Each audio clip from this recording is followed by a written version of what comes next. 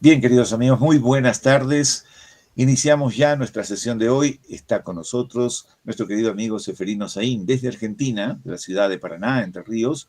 Él es consultor senior de empresas familiares, magíster en administración de empresas, mención en negocios, diplomado en gestión y gobierno de empresas familiares, mediador por la Asociación Civil de Mediación y Gestión de Conflictos Humanita de la provincia de Entre Ríos, docente invitado a diplomaturas de empresas familiares de universidades en Argentina, distinguido con el diploma de honor del Instituto Argentino de la Empresa Familiar por la difusión de la temática de su especialidad a través del programa radial creado y conducido por él, denominado Empresa Familiar. Ha realizado más de 70 protocolos con familias propietarias de empresa en las provincias de Entre Ríos y Santa Fe. Es escritor, comentarista especializado sobre temas relacionados con la empresa familiar. Hoy, nuestro querido amigo Seferino Saín tratará el tema cómo enfrentar los conflictos en familia, el prejuicio y su toxicidad en la familia. Cómo utilizar la brújula interior y cómo preparamos a nuestros hijos para, si es que lo preparamos o no, para la generosidad. Muy bien, vamos a darle el pase correspondiente, no sin antes compartir con ustedes lo que ha significado nuestra encuesta, que es lo que nos han podido responder nuestros encuestados. Y no sé si me pueden confirmar si estamos viendo bien la pantalla. Muy bien. Entonces, es el cuestionario de cómo enfrentar los conflictos en familia, que precisamente ha tenido una mayoritaria respuesta femenina, ¿no? Las edades, las que han respondido más es del 18 a 30 años, el 50%. Luego, 33% de 45 a más y un 16% de 31 a 44. Todos los encuestados fueron de Perú. ¿Cómo enfrentar los conflictos en familia? Bueno, la mayor cantidad de personas respondió, el 83%, que identificando bien las causas de los conflictos. Luego un 16,7% dice que en familia debemos manejar muy bien nuestras emociones. En la segunda pregunta, ¿cuándo se presenta la toxicidad en la familia? 66,7% dice que cuando uno o más miembros de la familia manipulan a otros. Y el 33,3% cuando abundan las críticas entre sus miembros. En la tercera pregunta, ¿cómo darnos cuenta de que estamos contaminados por prejuicios en familia? Aquí el 33,3% dice que cuando los aprendizajes de nuestra cultura, en los aprendizajes señalamos a alguien como malo. Y 16,7% en las tres opciones restantes. Cuando encasillamos a alguien bajo un estereotipo y decimos no creo que pueda, o cuando en nuestros diálogos pretendemos saber lo que el otro va a decidir, y finalmente cuando no damos posibilidad de creer en el cambio de alguien y le juzgamos mal. En la pregunta 4, en la familia, ¿preparamos a nuestros hijos para la generosidad? 83,3% afirma que los padres podríamos estimular la generosidad, pero muy pocos lo hacen. Y 16,7% dice no, más bien hacemos todo lo contrario. Preparamos a nuestros hijos para ser egoístas. Y en la última pregunta, la pregunta 5, ¿cómo podemos reconocer la brújula interior en nuestra familia? 66,7% afirma ayudándole a cada uno de los miembros de la familia a encontrar su propósito. Y el 33,3% reconociendo quiénes somos y hacia dónde vamos. Esas fueron las respuestas que nos dieron a la encuesta que formulamos. Pues bien, ya sin más preámbulo, quiero que estemos muy atentos para disfrutar de, sin duda, esta charla que será muy, muy, muy interesante a cargo de nuestro querido Seferino Saín. Seferino, muy buenas tardes. Adelante, por favor. Buenas tardes, me pone la vara muy alta, Tito. Ojalá que estemos a la altura de la expectativa. No, por supuesto, por supuesto.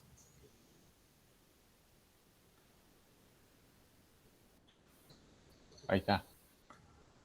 Hola. ¿Me Hola, escuchas bien? adelante, adelante. ¿Se ve bien tu diapositiva? Perfecto, perfecto, Tito. Magnífico. Adelante, mi querido Seferino. Te decía que me pones la vara muy alta. Oh, no, no, no, no, nada que ver. No, nada que ver. Ojalá que estemos a la altura de la expectativa, Tito. La Estoy, idea que sea una charla, ¿no? Que vivámosla de esta manera, ¿no? Los invito a que, a que sea un espacio para pensar, para reflexionar, para autocriticarnos y para mejorar, ¿no? Así que bueno, desde esa perspectiva yo voy a tomar algunos mates mientras charlamos. Eh, y lo único que quiero ser un coordinador de este encuentro, pero no más que eso. Acá nadie tiene el manual sobre cómo ser padres perfectos, personas perfectas. Todos estamos en camino hacia eso, ¿no? Eh, eh, Esto es ensayo y error, probando herramientas, viendo experiencia de otros. Eh, la literatura nos ayuda mucho, la experiencia de profesionales también. Así que la idea es este combo, este conjunto de cuestiones que uno va recogiendo en la vida, bueno, poderlas sistematizar un poquito y plantearlas para conversar. ¿Se escucha bien, Tito? se escucha perfecto, se escucha perfecto, Perfecto, sino que a lo largo de la perfecto, exposición prefiero tener el micro cerrado para que tengas... perfecto. No, no, excelente, está Adelante. claro. Bueno, ampliamos la placa, ¿puede ser?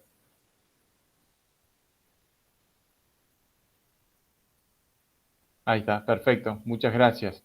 Bueno, entonces, así me gusta partir de este concepto de conflicto, que es un proceso que se inicia cuando una parte percibe que la otra ha afectado de alguna manera negativa. Y me detengo en esto, en principio, que es un proceso, es un camino, ¿no? Generalmente los conflictos, y sobre todo los conflictos más graves, se van gestando, no van surgiendo de la noche a la mañana, se van produciendo lentamente por algún motivo que podemos ver en las causas, pero es un proceso. Es decir, cuando empiezo a tener conflicto con alguien o alguien empieza a tener conflicto conmigo, tengo que entender que ese conflicto no nació a partir de lo que ocurrió hoy a la mañana, ayer a la tarde, sino que viene de mucho más atrás. El tema es poder pensar y reflexionar qué ha pasado un tiempo atrás para que esto termine de la manera que está terminando, ¿no? Entonces, es un proceso que se inicia cuando una parte conflictuada, podemos llamarle, percibe que la otra ha afectado de manera negativa o está a punto de afectar de manera negativa alguno de mis intereses, ¿no? Cuando yo siento, percibo que el otro quiere afectar algún proyecto mío, alguna intención mía, algo que yo quiero hacer, bueno, entonces el otro se convierte casi como en un enemigo y lo pongo en la vereda de enfrente y a partir de ahí el conflicto va escalando, ¿no? Esto es importante tener en cuenta que los conflictos siempre van a escalar, los conflictos no los resuelve el tiempo, lo que hace el tiempo es agravar el conflicto. Por eso un conflicto puede ser grave, muy grave, pero si lo abordo en el momento que tengo que abordarlo, seguramente el conflicto se descongestiona, se muere. Pero ahora si son pequeñeces que voy dejando pasar y voy metiendo todo bajo la alfombra, indudablemente que esa alfombra va a crecer y que el conflicto va a crecer y cuando llegue a un tamaño considerable va a ser casi inmanejable o va a ser mucho más inmanejable que antes. Entonces es preferible un conflicto grande, abordarlo a tiempo, que conflictos pequeños dejarlo pasar. ¿Cuáles son las causas que puede haber, que pueden generar conflicto en la familia? La incompatibilidad de metas, las diferencias de interpretación de los hechos, y esto para mí es fundamental y creería que la mayoría de los conflictos que ocurren en el ámbito familiar tienen que ver con la mala interpretación que yo hago del otro y los desacuerdos a causa de expectativas conductuales. Yo tengo una determinada expectativa sobre el otro, que el otro iba a hacer algo y no lo hizo por determinadas razones, y esa expectativa fallida, frustrada, bueno, crea un conflicto entre esa persona y yo. ¿Cómo se manifiestan los conflictos? ¿La podemos ampliar, Tito? Ahí está, muchas gracias. Bueno, las manifestaciones son las que conocemos, todos. Discusiones, gritos, insultos, silencios. Los silencios son mortales, ¿no? Muchas veces son más dañinos que un grito. Cuando yo quiero dañar a otro, callo, el otro me pregunta cosas, no respondo, pasan los días y no hablo con esa persona y psicológica y emocionalmente voy matando a la otra persona, ¿no? Voy matándola psicológica y emocionalmente. Otra manifestación son los comportamientos agresivos, el aislamiento social, lo voy dejando, lo voy apartando de proyectos, de iniciativas, de sumatorias a experiencias, lo voy dejando de lado. Y el impacto que tiene, lógicamente, es un impacto siempre negativo en la salud emocional y psicológica de los miembros de la familia y de la dinámica familiar, del día a día, del estar juntos. Si bien voy a hacer un descargo sobre el conflicto, si bien el conflicto lo podemos ver de esta manera, de una manera negativa, y que lo es, de hecho, en la salud emocional y psicológica de los miembros de la familia, si lo queremos ver desde el punto de vista positivo, creo que el conflicto nos permite también destapar una olla, si se me permite lo gráfico, para conversar temas que han estado tapados, que son tabúes, que no se han conversado nunca, o no se han conversado lo suficientemente profundo, o no se han conversado con las personas adecuadas. Ese conflicto que ha estallado hoy nos permite entonces poner sobre la mesa determinados temas que tenemos que conversar y resolver.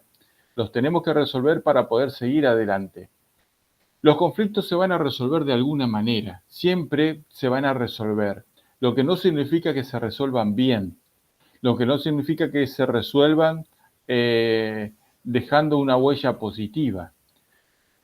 Muchas veces se resuelven a los golpes, se resuelven, bueno, con discusiones, con gritos, con portazos, con silencios, pero se resuelven de alguna manera, o sea, deja de existir al menos por un tiempo el conflicto. El tema es resolverlo de manera adecuada, con aprendizajes, que todo el equipo familiar pueda sentarse en una mesa y conversar estos temas. Para mí esto es fundamental. O sea, primero, entender que existe el conflicto, cuáles son las manifestaciones que se están dando, analizar cuáles son las causas y a partir de ahí empezar a sentarnos a proponer una conversación sobre estos temas y empezar a escucharnos, que ya lo vamos a ver, y a partir de ahí empezar a tomar decisiones y soluciones, pero recién ahí. Muchas veces nosotros queremos actuar también directamente sobre las soluciones sin haber hecho estos análisis previos y en todo caso sin haberlos compartido con otros y con todos los interesados fundamentalmente. Porque si en la mesa de la charla sobre la resolución del conflicto falta alguien que forma parte del conflicto, entonces ese conflicto no se va a terminar solucionando de la manera adecuada. En algún momento va a saltar nuevamente ese conflicto por esta persona que no está sentada en la mesa. O sea, tenemos que analizar quiénes forman parte de este conflicto y todos los que formamos parte tenemos que sentarnos en esa mesa a conversar sobre esa cuestión. Pasamos a la otra placa, Tito. Gracias. Esto es simplemente para tener una idea que existen al menos 9 posibilidades de entendernos o de no entendernos. Entre lo que pienso, lo que quiero decir, lo que creo decir, lo que digo, lo que quiero, lo que quieres oír, lo que oyes, lo que crees entender, lo que quieres entender y lo que entiendes, entonces existen 9 posibilidades de no entendernos. Eso para que tengamos una idea aproximada de lo complejo que es conversar sobre cualquier tema, pero muy particularmente sobre los conflictos. La pregunta es, ¿cómo hacemos para llegar a conversaciones constructivas, generativas, que nos permitan generar la resolución de problemas? Pasamos a la otra. Gracias. Entonces, identificando las fuentes de conflicto, temas recurrentes, qué temas siempre provocan discusiones o tensiones. En la comunicación, si hay problemas de comunicación, se sienten escuchados todos, los roles y responsabilidades. ¿Hay problemas en la división de roles y responsabilidades? De hecho, ¿quién lava los platos? ¿Quién arregla la mesa? ¿Quién pone la mesa? ¿Quién hace las camas? Un montón de roles y responsabilidades que, como en cualquier organización, necesitamos darnos un tiempo para pensar estas cuestiones operativas del día a día, porque la casa no es un hotel, ¿no? Entonces, cuando la convertimos en un hotel, entonces yo tengo la expectativa de que es un hotel. Y si me tratan como que, como un rey, como una reina, y lógicamente yo voy a pensar que la casa es un hotel, que no tengo responsabilidades en esa casa más que demandar lo que creo que por derecho me corresponde. Cuando esto es así, lógicamente se crean muchísimos conflictos entre las personas que viven, incluso con aquellas personas que me dieron esos supuestos derechos que yo tengo en la familia, ¿no? Que puede ser incluso mis padres. Dinámicas familiares, si hay alguien que tenga abuso del poder en la familia, si hay miembros marginados, qué sé yo. Hay problemas no resueltos del pasado que afectan las dinámicas actuales. Por ahí hay problemas o conflictos que no se han resuelto, como decíamos anteriormente, y eso hace que por alguna razón hoy, después de 8, 10 años, 15, lo que sea, alguna cosa hizo saltar ese conflicto que habíamos tapado bajo la alfombra hace una década atrás, ¿no? Y que hoy vuelve a salir. Sale porque ese conflicto de alguna manera no se resolvió de la manera adecuada, ¿no? O con las personas adecuadas, o atacando todas las aristas que dañaban ese conflicto. Pasamos a la próxima. Acá hay una herramienta fundamental, creo, a trabajar individualmente. Lamentablemente estas cosas no se compran en el kiosco de la esquina. Estas cuestiones hay que trabajarlas internamente y tiene que ver también con la brújula interior que vamos a conversar. Y es la empatía. La empatía es la capacidad de comprender las emociones y las perspectivas de las otras personas. Yo siempre digo, es ponernos en las patas del otro, pero no solamente emocionalmente, sino desde una manera racional, ¿no? Es tratar de ver cómo lo ve el otro. Y hasta no entender cómo lo ve el otro, que no significa darle la razón al otro, simplemente es tratar de ver cómo lo ve el otro, por qué lo ve de esa manera, o sea, ¿cómo lo ve? ¿Cómo lo ve? Esa es la pregunta. Entonces, a partir de ahí, empiezo a generar una determinada empatía. Si yo logro, en principio, bajarme del caballo, creer que no tengo la razón siempre, y que necesito para poder conversar, entablar un diálogo con el otro, tratar de entender la lógica que tiene el otro cuando me está diciendo lo que me dice, Bueno, creo que hay mucho más posibilidades, lo que no significa que esto 2 más 2, 4. Hay muchas más posibilidades de que el otro también se abra a escucharme lo que le estoy diciendo. Ahora, si yo me cierro y empiezo a atacar lo que el otro dice, lógicamente que el otro seguramente me saldrá, como en el fútbol con los tapones de punta, a quebrarme, porque yo estoy tratando de dañar también sus intereses y sus objetivos y su autoestima. Entonces, vuelvo al punto. La empatía es la capacidad de comprender las emociones y la perspectiva de la otra persona. ¿Cuál es la perspectiva, la mirada? ¿Qué es lo que me quiere decir el otro? Eso requiere una conexión emocional y de entendimiento del punto de vista de la otra persona e implica un proceso no solamente emocional, sino cognitivo, que ayuda a razonar o resonar, perdón, con las emociones de los demás. Ayuda a fomentar la comprensión y la cooperación en las relaciones interpersonales. Pero es todo un trabajo interior que yo tengo que hacer. Esto, lamentablemente, no se logra por cuestiones mágicas, ¿no? De ninguna manera. Esto hay que trabajarlo interiormente. Hay que, cuando, cuando el otro me está diciendo algo que incluso me está hiriendo, yo tengo que tratar de entender por qué me dice lo que me dice, y siempre creo que hay que llevarlo a un plano lo más objetivo posible. Lamentablemente, en esto también hace que siempre esté como a flor de piel lo emocional, ¿no? Hay personas que la tocas y saltan, entonces siempre va a haber chisporroteos con esas personas porque no logran ubicarse de una manera más racional. Pero creo que de alguna manera nosotros tenemos que aprender a conducir reuniones o conversaciones difíciles, bajándonos nosotros a un cambio y tratar de mirar las cuestiones más objetivamente, más racionalmente, ¿no? Poder pensar más desde una lógica que me permitan cuestiones concretas, ¿no?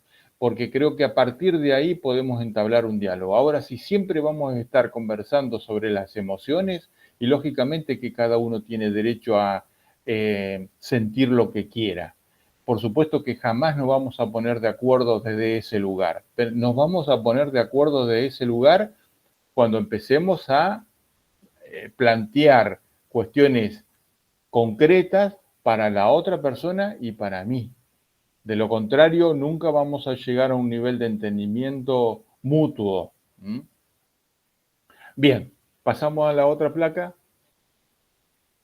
Bien, acá aparecen dos cuestiones que de la misma manera que la empatía colabora con la resolución de conflicto, estas dos cuestiones las empeora a las resoluciones de conflicto. El prejuicio de la opinión negativa hacia un grupo sin considerar las características individuales. ¿Qué hace el prejuicio? Es generar esa conducta generalizada negativa respecto de razas, género, religión, y encasillamos a ese grupito de manera negativa, de una manera anormal, disfuncional. Entonces ellos siempre van a estar equivocados y nosotros siempre vamos a tener la razón.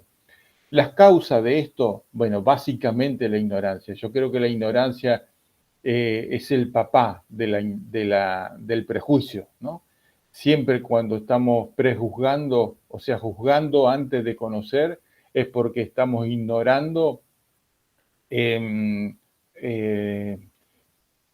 cuestiones que tienen que ver de cómo es la persona, por qué piensa de esa manera, de dónde sale esa ideología o ese pensamiento. Es decir, ignoramos un montón de cosas del otro. La falta de experiencia nuestra, Muchas veces se dice que recorrer el mundo permite romper con los prejuicios, y creo que en gran parte es así, pero no es necesario viajar por el mundo. Creo que muchas veces leyendo buena literatura nos permite ampliar este tipo de conocimientos. La exposición limitada, rodearnos siempre de la misma gente, no animarnos a conocer otras personas con otros estilos, con otras maneras de ser, la influencia social, la discriminación institucionalizada o la educación inadecuada, todas esas son causas de los prejuicios. Las manifestaciones son los comentarios despectivos, los chistes ofensivos, la discriminación en empleo, en vivienda, en educación, porque vive en tal barrio es de tal manera, todos los que viven en ese barrio son de esta manera, todos los que se visten así son de tal cual, de tal manera. Y lógicamente que eso crea un impacto en la autoestima de la persona que sufre el prejuicio, el bienestar emocional de esa persona, la capacidad de tener éxito en la sociedad. Digo, el prejuicio es tóxico, digamos, la toxicidad es ese veneno que corre por la cabeza de todos nosotros, porque todos de alguna manera siempre tenemos prejuicios y somos tóxicos en distintos grados, ¿no? Y ojalá que cada vez socialmente seamos de menor grado, pero todos tenemos prejuicios y un grado de toxicidad en nuestros chistes, en nuestras ironías, en nuestras miradas respecto del otro, ¿no? Bien, pasamos a la siguiente. ¿Cómo identificamos los prejuicios y la toxicidad? Bueno, aprender sobre los prejuicios, identificar los prejuicios que tenemos puede ayudar a trabajar en ellos y a no transmitirlos a los hijos sobre todo, ¿no? ¿Cuántas veces en conversaciones con otros adultos nuestros hijos escuchan también lo que como padres decimos, comentamos, nos reímos de otras personas que no están presentes? Crear un ambiente seguro, estableciendo límites claros sobre lo que es y no es aceptable en cuanto al comportamiento o al lenguaje para ayudar a prevenir esa toxicidad. Trabajar en la comunicación, en las conversaciones, una conversación abierta, honesta. Eso puede ayudar siempre a prevenir malentendidos y reducir el estrés en la familia, ¿no? Pero es una práctica, gente, esto no se logra de la noche a la mañana, es un trabajo constante. Hay que generar estos espacios, ¿no? Generar salidas, generar encuentros de conversaciones, juegos en la mesa, un montón de cuestiones imaginativas que tenemos que elaborar para poder comunicarnos en temas o conversar temas que por ahí nuestros hijos, incluso nosotros los adultos, conversamos en otros ambientes que no son los adecuados para conversar esos temas, ¿no? Desde lo sexual, lo financiero, un montón de temas que tenemos que conversarlo en la mesa, resolver en la mesa, seguir para adelante. Cuando, por ejemplo, en la mesa se conversa el tema financiero, es fundamental mostrar números, pero tenemos que tener un espacio para conversar los temas financieros. Una vez por mes, los hijos con los padres se tienen que sentar en la mesa y ver los números y ver cómo están las finanzas de la familia. Es una gran manera de que los hijos también vayan aprendiendo a cómo se maneja el dinero en la casa. El dinero no llega, no cae de los árboles, ¿no? Entonces, tienen que entender cómo se genera ese dinero y cómo se distribuye y cómo se utiliza ese dinero, ¿no? Creo que es fundamental para que los hijos también vayan adquiriendo una conciencia financiera, ¿no? Sana. Ser dueños responsables de lo que se tiene.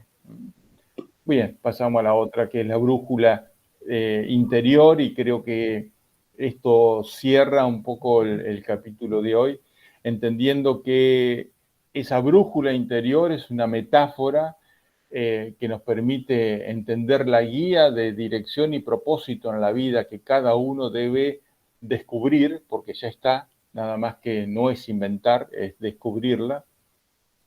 Entonces, en la medida que uno va descubriendo con todos los valores, los principios, las experiencias que va generando a lo largo del camino de la vida, bueno, nos va permitiendo esa orientación de esa brújula y va contagiando también a todos los miembros de la familia. Bien, ¿la ampliamos? Sí, Severino, disculpa, es que hay momentos en que tengo que corregir la presentación. Hay algunos audios que Ajá. están filtrándose. No te puedo ayudar con filtrar esos audios si te presento la pantalla. No, no, no, no, no, Porque no hay problema. si presento la pantalla completa, ya no tengo control del Meet, ¿comprende? Bien, bien, bien, no hay problema, no hay problema. Voy a tener que bajar un poquito, pero luego seguimos normal, por favor.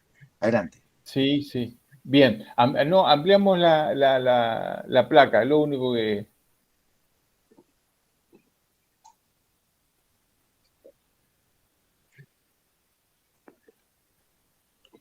en la copita.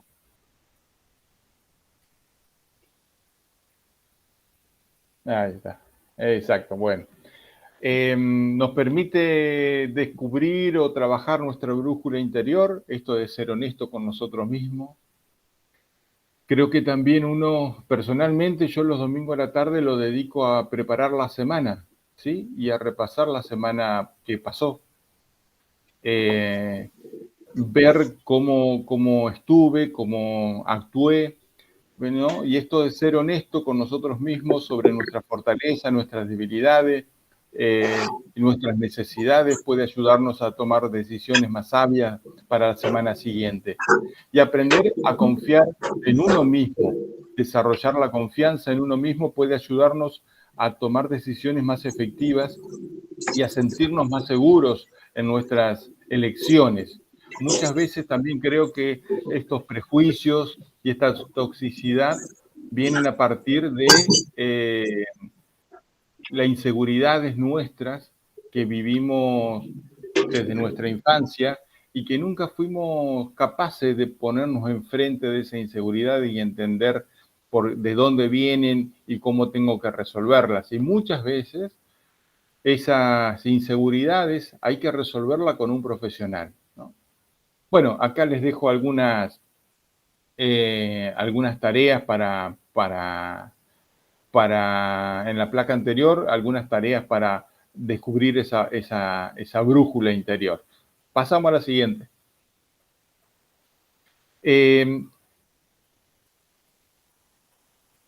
Este es un tema, me parece, clave en la educación de los hijos y que lógicamente, cuando los hijos son mayores de edad, bueno, ya es más difícil lograr que los hijos se orienten hacia una generosidad. Porque eso debería haber ocurrido en la etapa de la infancia, ¿no? Y en la etapa incluso de la adolescencia. Preparar a nuestros hijos para ser generoso implica entonces enseñarles y fomentar en ellos valores y habilidades que les permitan reconocer las necesidades de los demás y responder de manera compasiva y altruista.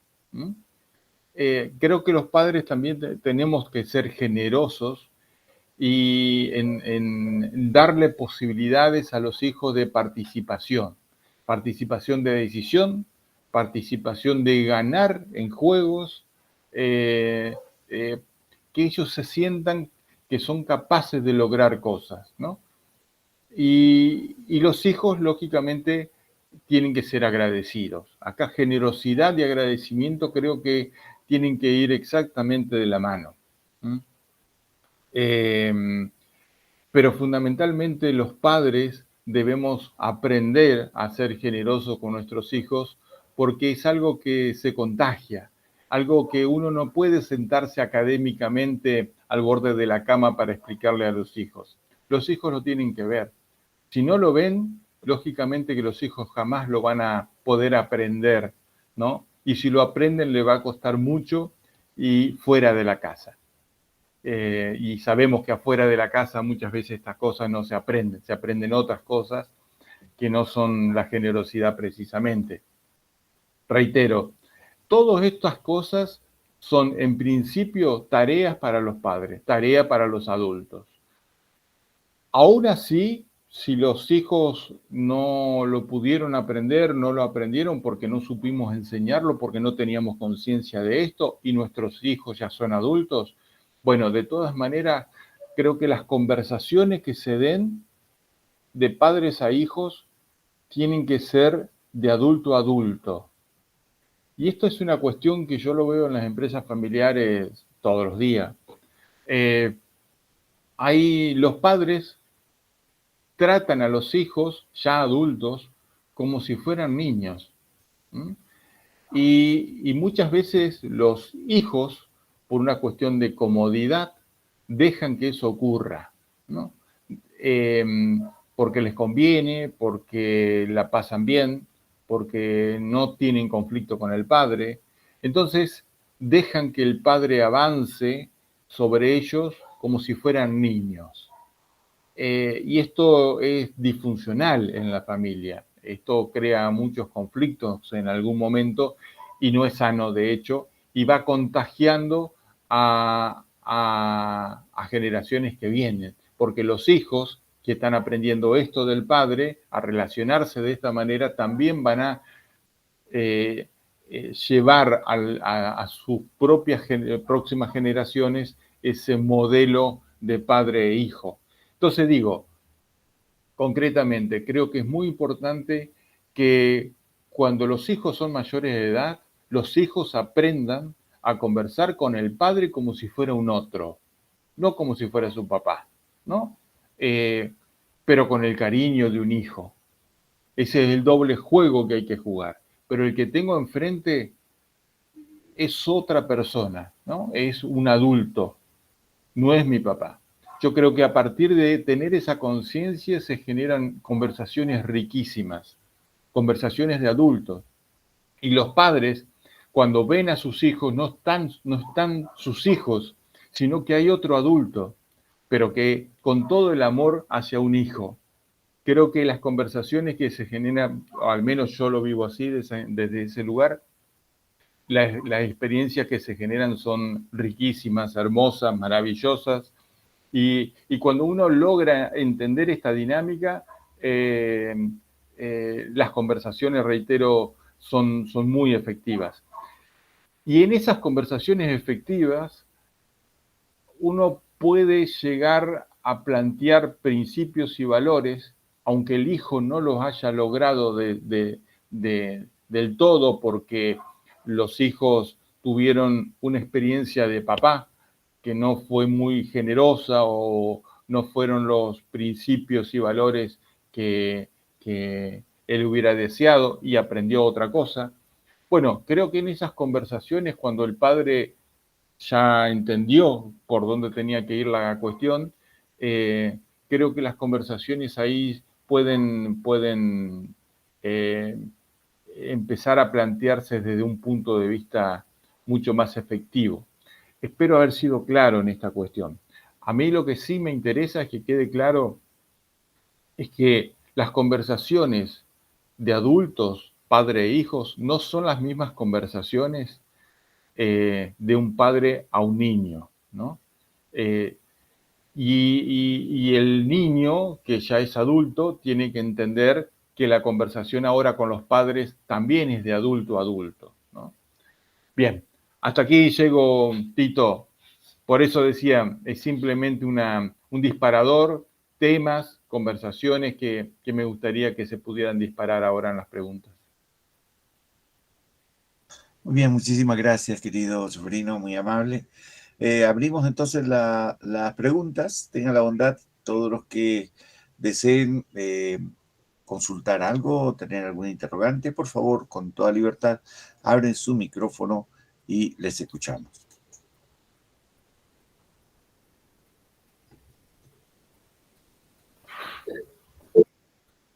Adelante, Rosarito, adelante, te escuchamos.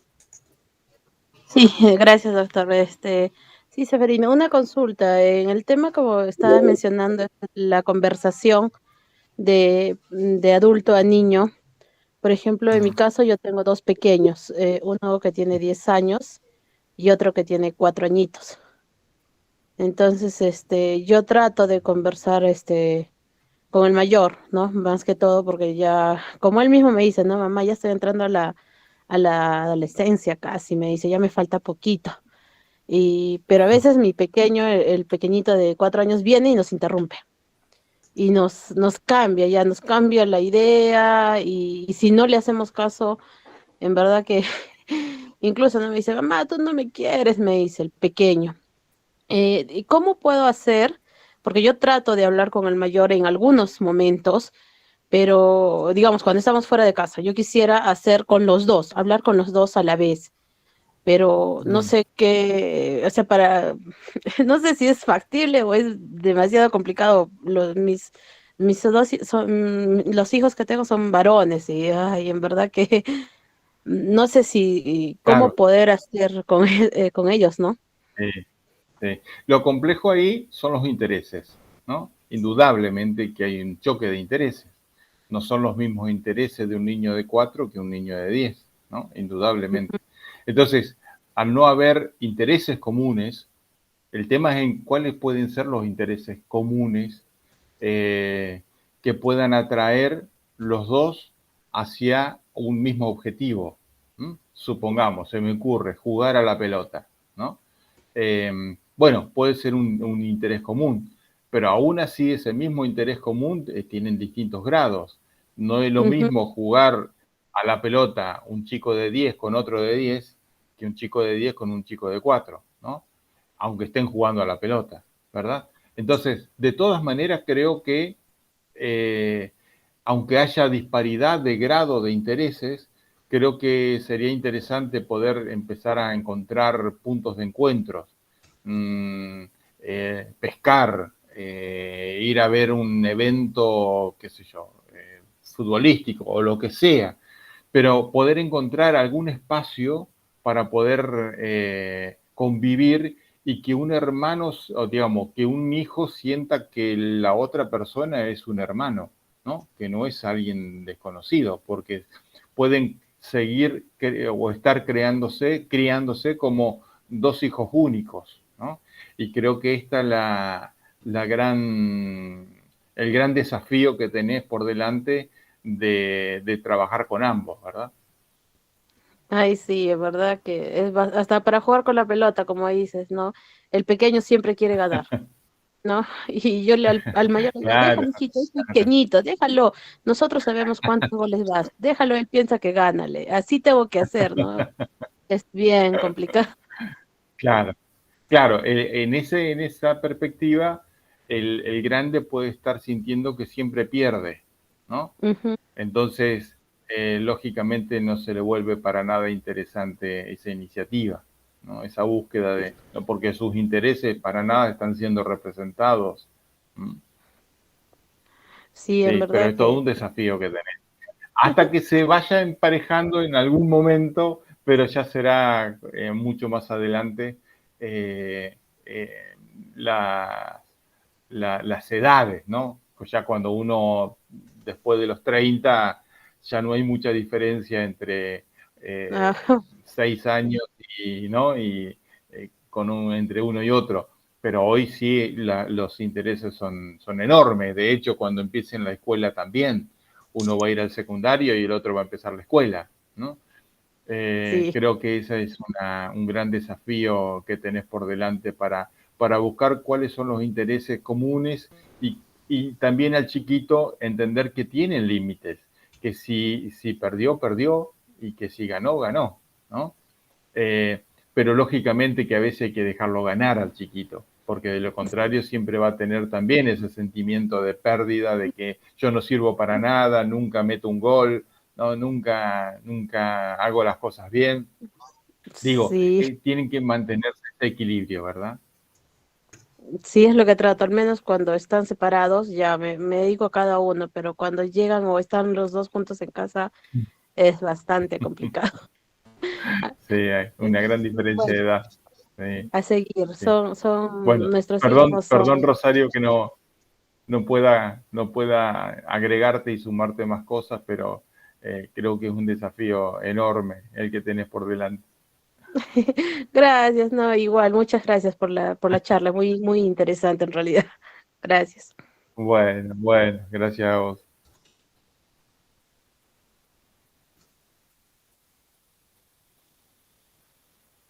¿Alguna otra pregunta? Rosana dice, no es la misma, a ver, perdón. Nos envía una pregunta en el chat. ¿No es la misma conversación con hijos que con hijas? De acuerdo, hay temas, y temas, lógicamente.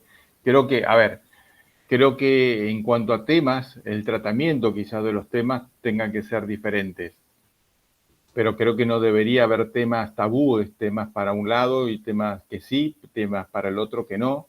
Al contrario, todos los temas creo que tienen que ser abordados de manera sincera, de manera honesta, pero por supuesto que los tratamientos de los temas tienen que ser distintos, igual que esto de Rosario. No es lo mismo hablar de sexualidad con un niño de 4 años que con un niño de 10 años.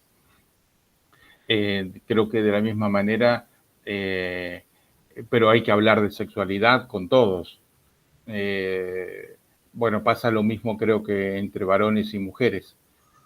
Incluso los intereses de ambos, o varón y mujer, seguramente puedan ser distintos, ¿no?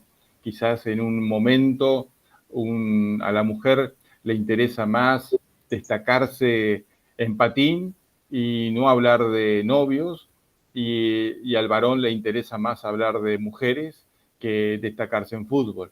Entonces digo, también tienen que ver con los intereses por los que está atravesando el estadio de vida de cada una de las personas, de los hijos. Bueno, magnífico. Cándida Guerrero nos pone la siguiente consulta. Nos dice, con respecto a las posturas del padre, adulto, hijo, niño y las conversaciones, ¿qué sucede cuando se invierten los roles? Y el hijo adulto quiere asumir el rol de padre y de repente ser él quien oriente las decisiones. Es de acuerdo a la edad, humildemente, creo que depende de la edad que tenga el niño.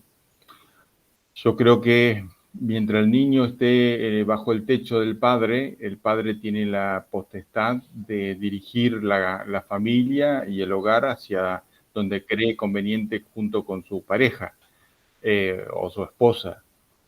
Y creo que eso tiene que ser claro y enseñar a respetar esas decisiones, lo que no significa que el padre sea una persona autoritaria que, que siempre imponga su idea sin escuchar a los hijos. Eso creo que va en desmedro de la autoestima de los hijos, del crecimiento del equipo familiar, lógicamente, pero creo que cada cosa tiene que estar en su lugar, que el padre es padre y el hijo es el hijo mientras viva bajo el techo del padre, ¿no? No sé si Correcto. esa es la pregunta. Seferino, sí, yo fui la persona que hizo la pregunta, gracias por tu respuesta, pero Sí, muchas gracias. yo me remitía, era el ejemplo que dabas, creo que de las empresas familiares, donde mencionabas que habían padres en empresas familiares que se dirigían a los hijos como hijos y no como niños y no como adultos. Mi pregunta era referida Claro, a no, esa no, postura. se refería, claro, Ajá, me refiero a que en las empresas familiares me encuentro con padres que tratan a los hijos ya adultos como si ajá, fueran niños que tienen 8 años, ¿no? correcto. Y los hijos que Ujú, son adultos ujú, dejan que eso ocurra, ¿no? ujú, Ellos se dejan tratar como niños de 8 años ujú, porque les conviene ujú, por el sueldo, por un montón de confort que están recibiendo. Entonces, para no enfrentarse con el padre, directamente dejan que el padre actúe de esa manera y ellos aceptan esa manera de relacionarse, ¿no? Creo que eso es tóxico para todos. Creo que los hijos, de lo contrario, nunca van a llegar a ser hijos adultos. Y el padre creo que tiene que entender, pero por ejemplo, estoy trabajando con 2 familias que me pasa exactamente lo mismo, ¿no? Con esa situación. Pero en ese caso creo que son los hijos ya adultos que tienen que entender que llegaron a la adultez, ¿no? Que son ellos los que tienen que marcar la cancha a partir de ahora y hacerle ver al padre hasta dónde llega la autoridad del padre y hasta dónde llega la libertad de ellos de tomar decisiones, ¿verdad? ¿Se entiende? Sí, sí, no, me queda claro, pero la pregunta iba orientada hacia la situación inversa. Cuando ya el padre es adulto mayor y es el hijo el que pretende asumir el rol de padre para dirigir la vida, siendo hijo, para dirigir la vida de ese padre adulto mayor. No sé si lo explico. Sí, pero veamos el contexto, en qué situación está el padre y en qué situación están los hijos. ¿Me podrías dar un ejemplo más concreto? Te pongo un ejemplo. Te pongo un ejemplo claro. Yo soy venezolana, ¿sí? Y bueno, para nadie es desconocido que los venezolanos estamos en un proceso de diáspora a través del mundo. Un hijo que está fuera del país tiene a su madre o a su padre en el país y necesita hacerse cargo de ese padre, obviamente, darle apoyo económico, apoyo en salud, apoyo en el aspecto social, etcétera, etcétera. Pero ¿qué sucede cuando ese hijo o esa hija pretende también tomar decisiones en otros ámbitos a título personal en sustitución de ese padre o esa madre? Es decir, haz lo que yo digo. ¿Y ese padre tiene lucidez? Sí, claro. Entonces creo que el hijo que está invadiendo un espacio del padre, ¿no? Y será cuestión del padre también delimitar hasta dónde llega la libertad del hijo para tomar decisiones y hasta dónde llega la capacidad de él para tomar decisiones. Claro. ¿No? Creo que es fundamental. Bueno, estas son las conversaciones que se tienen que dar muchas veces y que son conversaciones difíciles porque no se saben cómo encarar. Y muchas veces se ha tenido la experiencia de encararlas y de haber terminado muy mal esas conversaciones. Entonces, si se quiere plantear de nuevo una conversación sobre ese tema, uno piensa, bueno, pero la vez pasada terminamos peor que antes y por lo tanto no me animo a cómo encararlo. Y el tema es que una vez encarada la conversación difícil, no tenemos la capacidad del control sobre el resultado que va a dar esa conversación. Podemos terminar peor que antes. Entonces, digo, pero creo que de todas maneras hay que darlas, porque como decíamos anteriormente al principio de la charla, creo que las conversaciones, cuando no se abordan, o los temas difíciles, cuando no se abordan de manera contundente, va creciendo. Querido Seferino, si me permites, quisiera apoyar un poco en lo que tú has señalado muy bien, cómo establecer un diálogo adulto-adulto. Yo lo interpreto porque, bueno, desde la propuesta de Eric Berne, con el famoso análisis transaccional, cuando dice que nosotros somos padres, adultos y niños a lo largo de nuestra vida en diferentes momentos. Y actuamos como padre cuando, por ejemplo, protegemos o cuando corregimos, actuamos como padres. Actuamos como niños cuando sentimos y actuamos, cuando expresamos emociones. Pero actuamos como adultos cuando invitamos a razonar y a decidir. Actuamos como adultos cuando invitamos a razonar y a decidir. Entonces, me parece muy interesante que la propuesta de un diálogo saludable no necesariamente tenga uno que esperar a que el hijo tenga 20 años. La conducta saludable del papá es siempre tener diálogos adulto a adulto con sus hijos. No porque un niño tenga 7 años, 6 años, 5 años, Yo no puedo invitarlo a decidir, a razonar. Cuando yo les invito a decidir y a razonar, entonces, indudablemente, estoy estableciendo una conexión de comunicación altamente efectiva.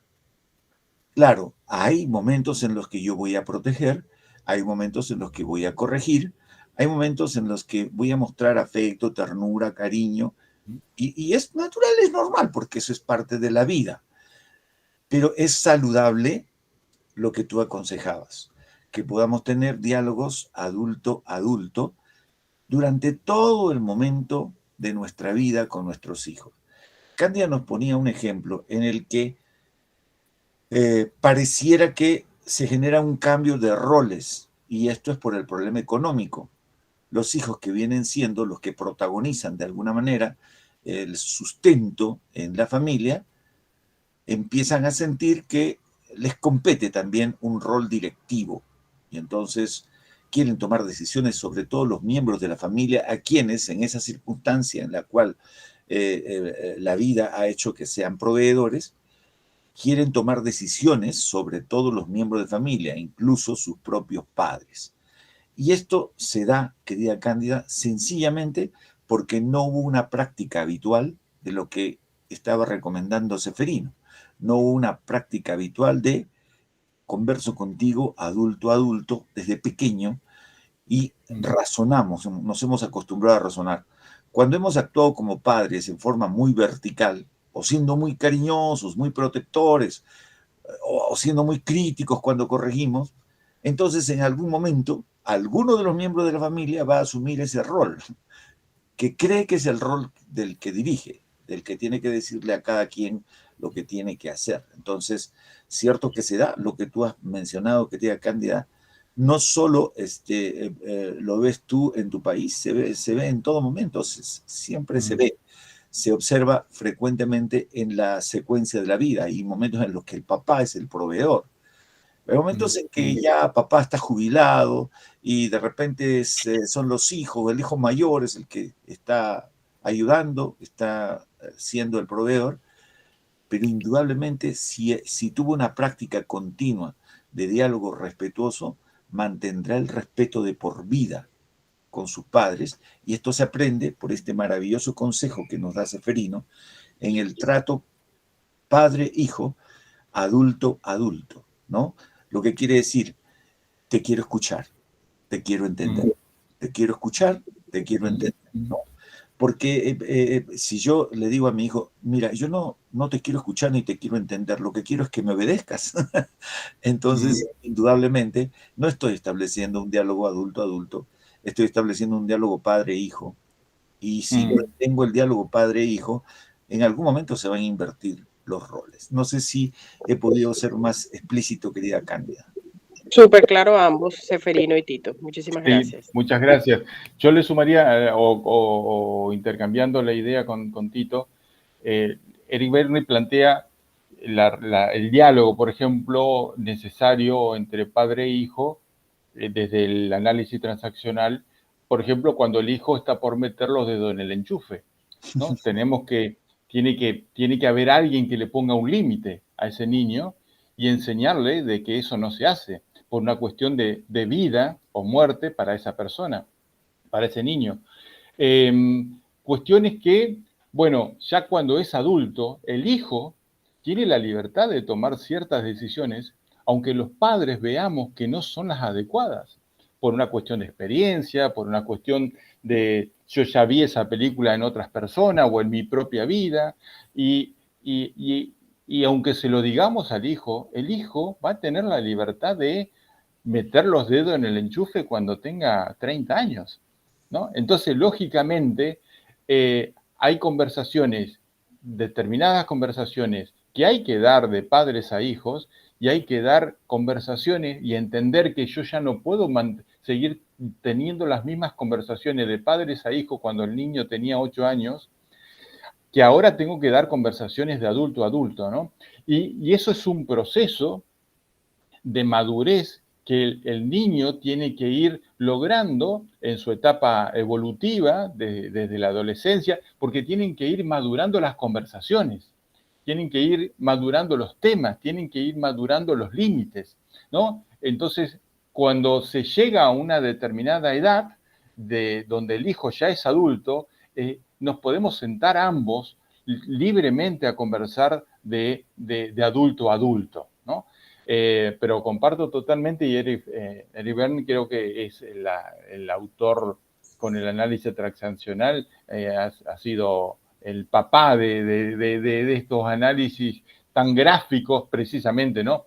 La diferencia con el psicoanálisis para poder ser algo bien práctico, bien concreto y poder analizar estas cuestiones. Por ejemplo, yo te pongo el caso al revés. Yo trabajé y tuve que suspender el proceso de consultoría con un padre que tiene 2 hijos, ya adultos, uno en pareja y el otro ya en pareja y con hijos, y le daba semanalmente un determinado dinero como si fueran niños de 15 años para que vayan con sus amigos a pasear el fin de semana, ¿no? Y ellos querían un sueldo, ¿no? No querían una limosna del papá los sábados para que pudieran sobrevivir durante la semana siguiente. Digo, ese trato de padre a hijo era totalmente tóxico por una cuestión de control y poder, ¿no? Indudablemente. Y lógicamente que los hijos ya estaban cansándose, ya estaban cansados. ¿Y los hijos trabajaban con el papá? ¿Perdón? ¿Y los hijos trabajaban en la empresa del papá? Sí, los 3 trabajaban en la empresa y le iba muy bien, pero cuando yo tuve que cortar el proceso de consultoría por esta cuestión, porque cuando empezamos a analizar los sueldos, el padre no quiso que cambiáramos la modalidad que él traía. Le digo, yo así no sigo, no puedo seguir. Al otro día, el hijo más chico me habla y me dice, ¿qué hago, Ceferino? Mirá, le digo, tenés 35 años, sos muy capaz, yo creo que tenés que salirte de ese lugar, porque no es un lugar que te va a permitir crecer, ¿no? La verdad no sé qué pasó después en la vida de ellos o cómo resolvieron el tema, pero son situaciones que se presentan lamentablemente, ¿no? Uno no, cuando preparaba esta charla, se me venían a la cabeza millones, yo no quería hablar de empresas familiares en esta conversación, pero se me venían millones de casos de todo lo que hablamos, ¿no? Hay familia para todo. Ceferino, el ejemplo que tú pones es lo que Eric Berne denomina relación padre-hijo no ok, ¿no? Claro. Cuando hay una relación no ok, por mucho que parezca nutritiva, porque hay padre nutricio no ok, por mucho que parezca nutritiva, ay, ese papá mira cómo se preocupa, cómo da.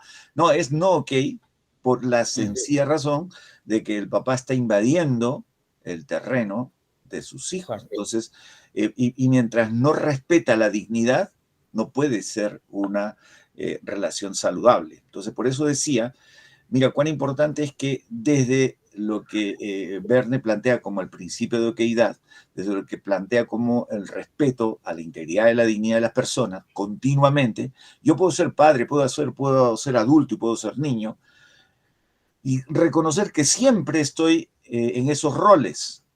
Entonces yo decía, mira, qué saludable. Pusiste el ejemplo, un niño de 2 años, de 3 años va a meter el dedo en el enchufe. ¿Ah? El papá, entonces, en ese instante es protector. Tiene que serlo, porque si no, el niño se muere electrocutado. Pero el padre protector le dirá al niño, ven, hijito, ven. Y lo sacará de allí, de donde está en el enchufe, para, curiosamente, invitarlo también a un diálogo adulto-adulto.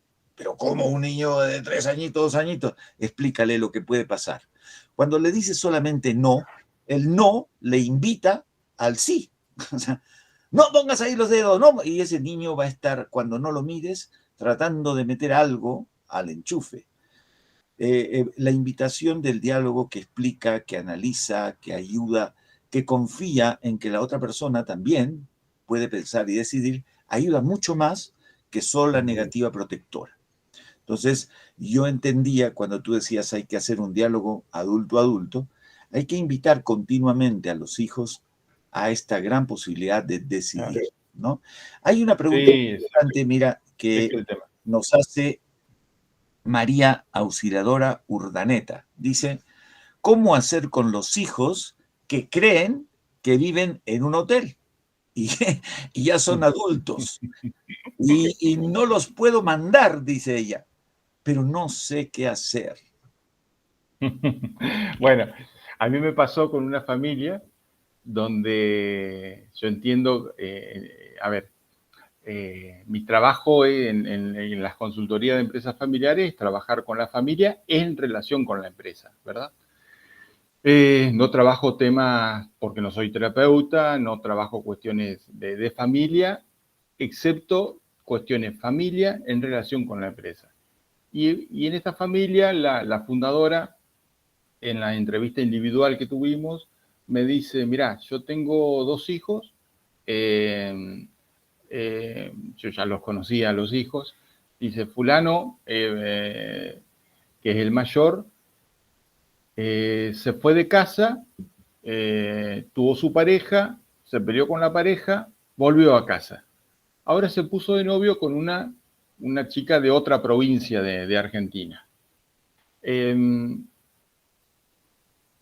Esa chica viene a la casa de la fundadora, donde vive actualmente el hijo, y está 15 días en la habitación del hijo. Bajan solamente a comer, me dice. No necesito explicar más nada, ¿verdad? Entonces, me decía, ¿qué puedo hacer? Y le digo, no sé qué puede hacer, indudablemente. De todas maneras, en mi interior, yo, o sea, no le podía dar indicaciones porque no soy un terapeuta, no soy un psicólogo familiar para que resolver esas cuestiones de manera terapéutica. De todas maneras, creo que ahí lo que falló fueron los límites.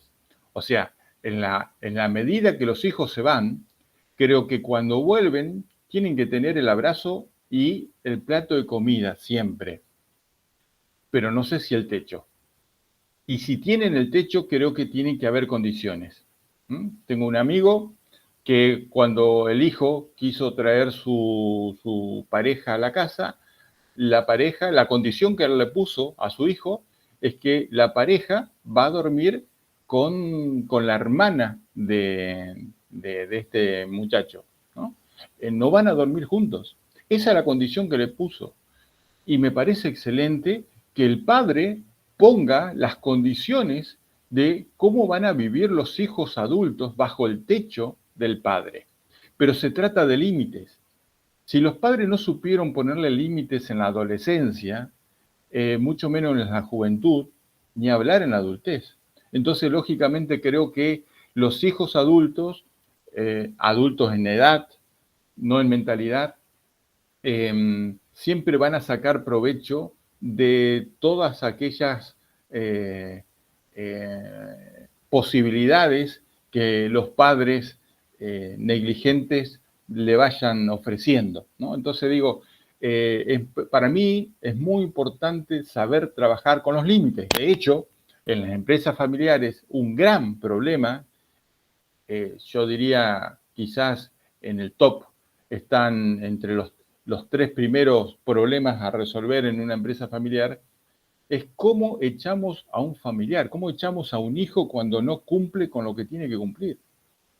Nunca hay disciplina o una toma de disciplina de consecuencias para los hijos que no cumplen con el trabajo que tienen. Entonces el hijo viene a cualquier hora, hace la tarea de cualquier manera.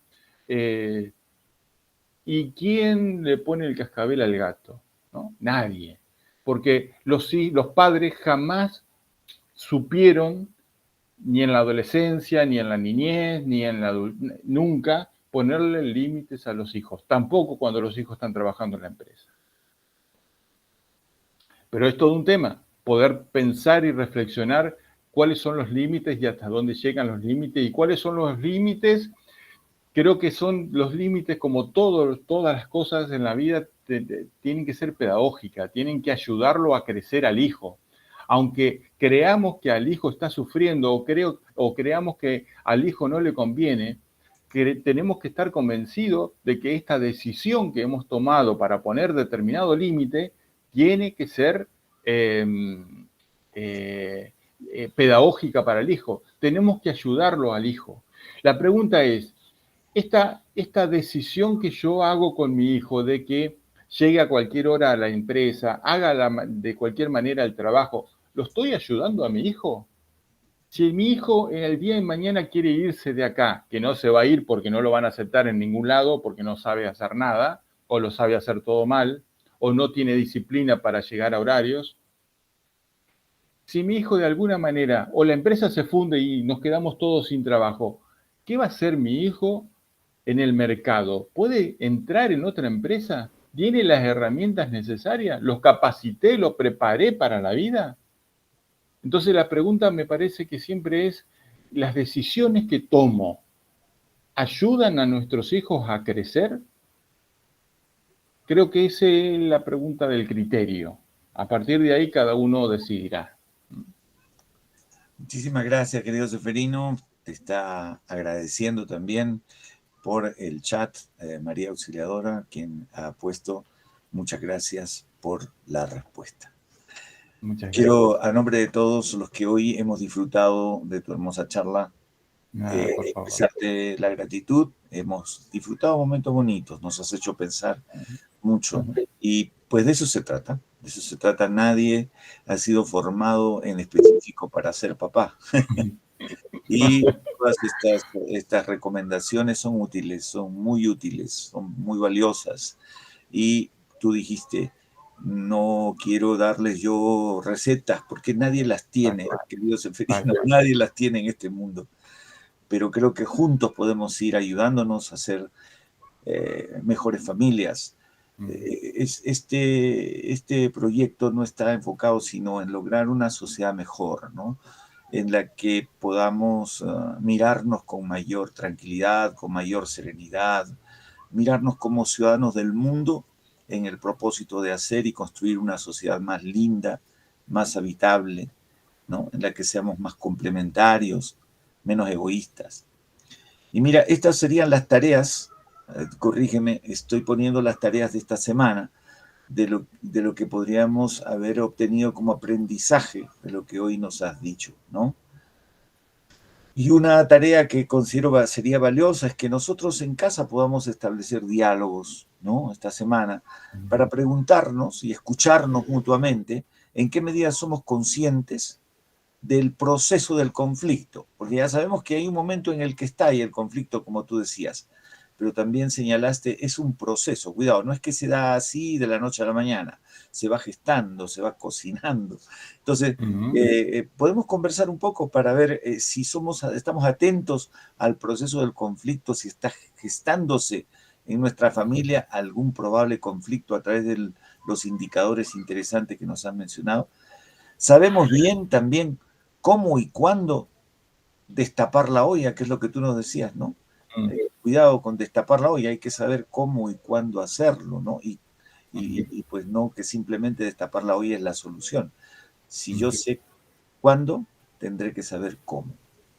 Y luego necesitamos aprender a resolver favorablemente los conflictos en nuestra familia, escucharnos adecuadamente, saber que podemos encontrar alternativas entre los muchos participantes o los pocos participantes de la familia, ¿no?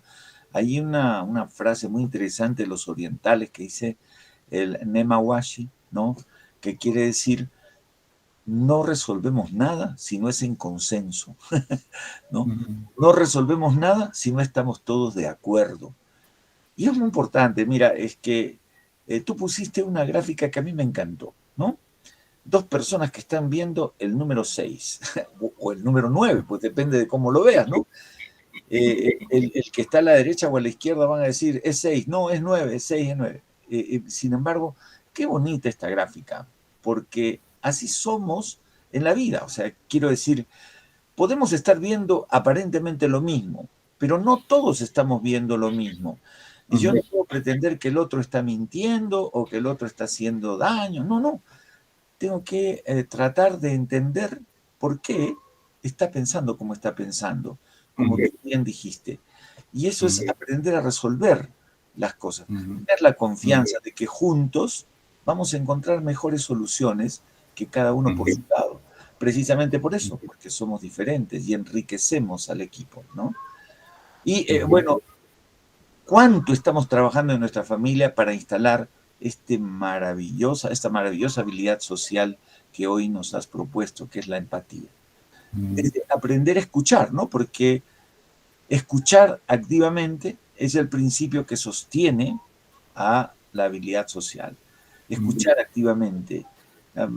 Dios nos dio 2 orejas, 1 boca, porque hay que escuchar más que hablar. Y precisamente carecemos de la habilidad de escuchar, de escucharnos con la mejor disposición de ánimo, de entender, de captar lo que está pasando, lo que está sucediendo, lo que está viviendo la otra persona, de ponerse en esa misma circunstancia, yo allí, en esa circunstancia, ¿no? Y a veces sin decir una sola palabra, solo con escuchar atentamente a la otra persona se siente tan llena de gratitud que a veces nos suele, hasta llorando, nos suele decir gracias, ¿no? Dice, pero ¿de qué me agradece? Dice, yo no le dije nada. Escuchaste tan bien que tu retroalimentación de escucha activa logró cambios sustanciales en su forma de pensar.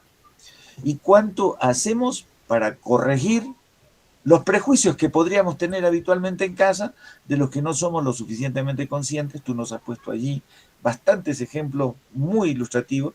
De repente podemos pensar esta semana, a ver, ¿caemos en alguno de esos prejuicios? Nos anticipamos a decir esto o lo otro, incluso de uno de los miembros de familia, o de un vecino, o de quien sea, pero hay prejuiciosos en nuestra casa y podríamos corregirlo. Finalmente, ¿qué hacemos en casa para que la generosidad sea una buena práctica instalada en nuestros hábitos? Y tú nos has dicho hoy día, oye, la generosidad no se aprende por mandato, o sea, no lo vas a instalar como una ley. La generosidad es un aprendizaje por modelo, o sea, lo aprende el niño, el joven, cuando ha recibido el modelo de generosidad de sus padres, ¿no? Hay un relato muy interesante de un papá que está con sus niños en el carro. Son 2 pequeñitos, uno de 7 años, que es el varoncito, y de 5 años, que es la mujercita, y le dicen, papá, queremos helado. Entonces el papá se estaciona cerca de una heladería y le dice al mayorcito, oh, mi amor, ahí tienes, cómprate 2 helados, del sabor que ustedes quieran. Se dice, bueno, ¿qué sabor quieres? Le pregunta el niño a la niña. Dice, pues yo quiero de fresa y de lúcuma. Muy bien. Y papá le pregunta al niño, ¿y tú, mi amor, qué quieres? Igual, dice él, yo también quiero de fresa y de lúcuma. Muy bien, entonces cómprate 2 de fresa y lúcuma. El niño va, pide los 2 helados, paga los 2 helados con lo que le dio el papá, y cuando está de retorno ya para entrar al carro, pasa un jovencito con patines y pues sin darse cuenta se choca con el niño y le hace caer el helado. Lo bonito de este momento es que ese pequeñito de 7 años le alcanza el helado que tenía, el único que le quedaba, a su hermanita, y le dice, sírvete, hermanita, mi helado se cayó al suelo. Entonces, mira qué cosa tan bella. Nosotros, no sé si hemos visto mucho a niños actuar así, ¿no? Pero este niño aprendió a través de sus padres a disfrutar con la felicidad del otro. Disfrutar de la felicidad del otro, disfrutar del bienestar del otro. Es el principio de la generosidad. Y esto es una práctica, esto es una enseñanza, esto es un aprendizaje. ¿Cuántos de nosotros nos sentimos bien, felices o alegres porque tengamos un hermano, un amigo, qué sé yo, que ha tenido un éxito, que ha tenido un día bueno, que algo bueno le ha pasado? ¿Cuántos sentimos la felicidad de saber que le ha ido bien, de sentirse contento por eso, ¿no? Y a veces, como pasa en mi país, es al revés, ¿no? Parece que el éxito del otro me molesta. Pero cuando tú conversas con alguien, le dices, oye, ¿tú sabías que fulano de tal, que fue nuestro vecino? Oye, le ha ido muy bien, tiene una beca, se ha ido a Canadá, no sé dónde, ¿no? Decimos, ¿quién? No, nuestro amigo, ¿te acuerdas? El vecino acá. No me digas.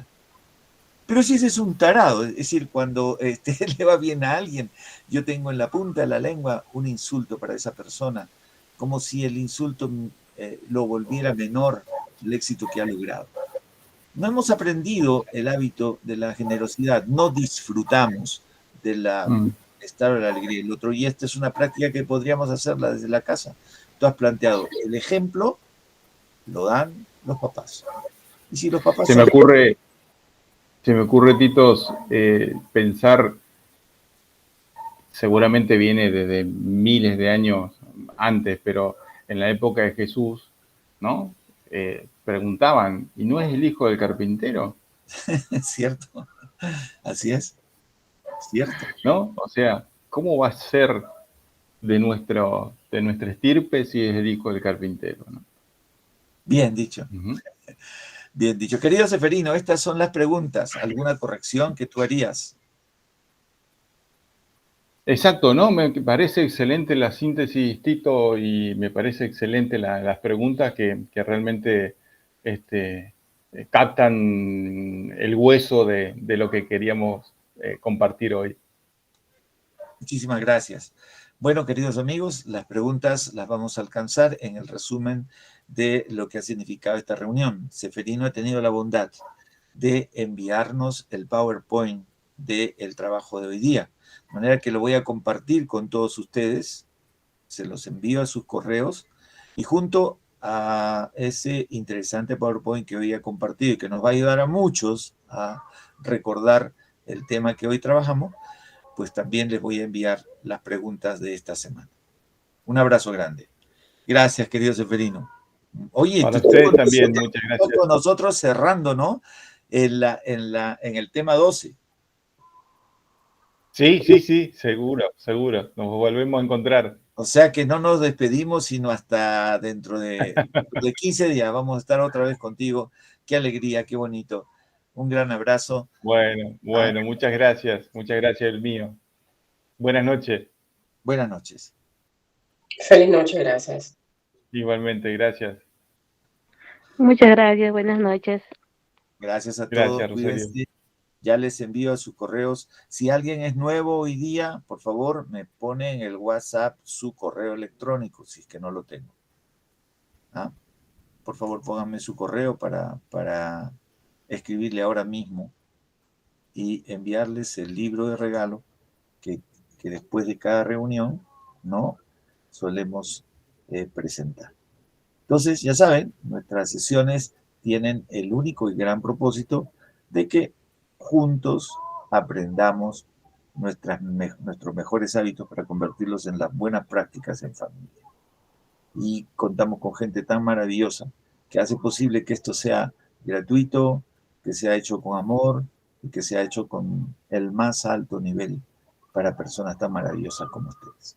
Que Dios les bendiga, cuídense mucho. El próximo sábado, puntualito, por favor, a las 5 de la tarde, hora de Perú. Un abrazo. Buenas tardes. Igualmente, gracias.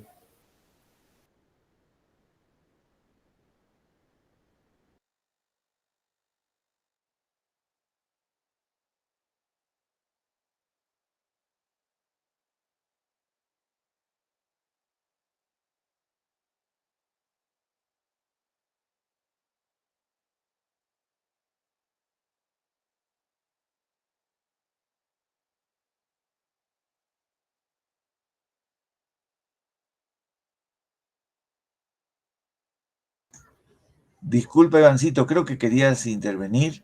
Es que en un momento en que vi que querías intervenir, pero luego ya no levantabas la mano. No, sí, pero ya no hubo ni tiempo para eso.